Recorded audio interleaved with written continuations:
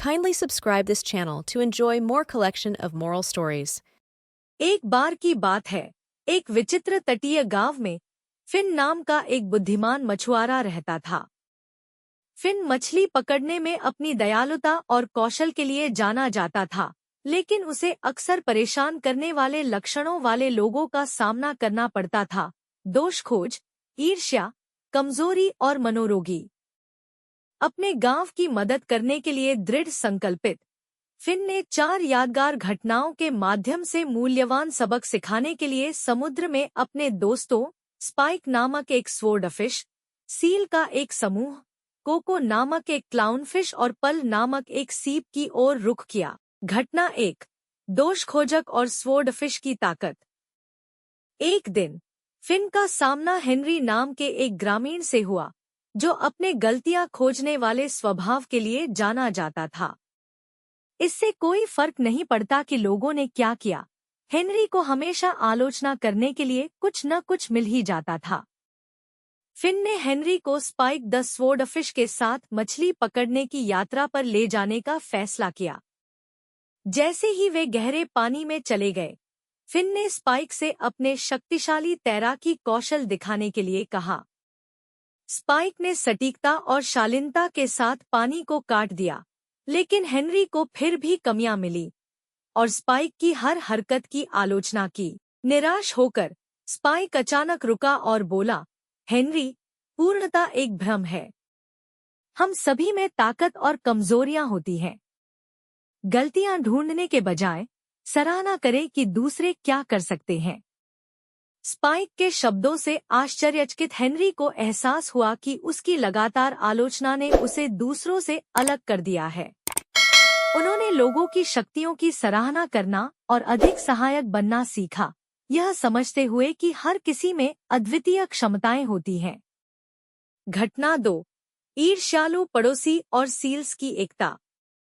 Fin का Tom नाम का एक पड़ोसी था, जो ईर्ष्या से ग्रस्त था।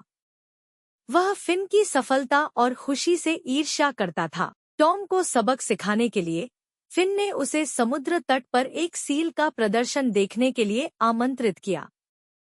सीलों ने पूर्ण सामंजस्य के साथ एक साथ काम किया, गेंदों को संतुलित किया और समकालिक करतब दिखाए। टॉम विस्मय से देख रहा था, लेकिन समझ नहीं पा रहा था कि उन्होंने इतनी एकता कैसे हासिल की। फिन ने समझाया, ये सीलें सफल होती हैं क्योंकि वे एक दूसरे का समर्थन करती हैं और एक दूसरे की सफलताओं का जश्न मनाती हैं। ईर्ष्या विभाजित करती है, लेकिन एकता महानता लाती है। टॉम को एहसास हुआ कि उसकी ईर्ष्या उसे सार्थक रिश्ते बनाने और अपनी सफलता हासिल करने से रोक रही थी। उन्होंने अपनी ईर्ष्या को त्यागने और एकता की शक्ति को अपनाने, दूसरों के साथ मिलकर काम करने पर ध्यान केंद्रित करने का फैसला किया।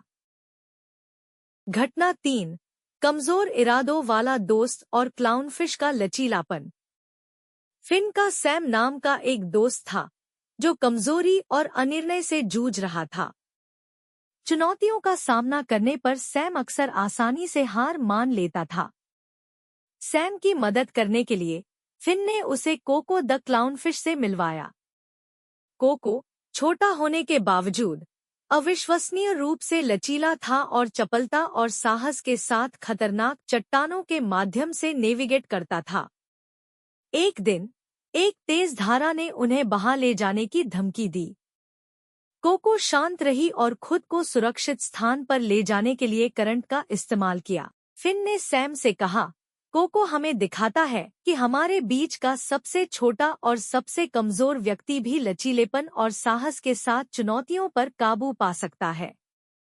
कोको की बहादुरी से प्रेरित होकर सैम ने अपनी चुनौतियों का डटकर सामना करने का फैसला किया, यह समझते हुए कि सच्ची ताकत भीतर से आती है और बाधाओं पर काबू पाने के लिए दृढ़ता महत्वपूर्ण है। घटना 4, असभ्य अजनबी और सीप की आंतरिक सुंदरता। ब्लेक नाम का एक असभ्य अजनबी अक्सर गांव में आता था और सभी के साथ अनादर और कठोर शब्दों का व्यवहार करता था।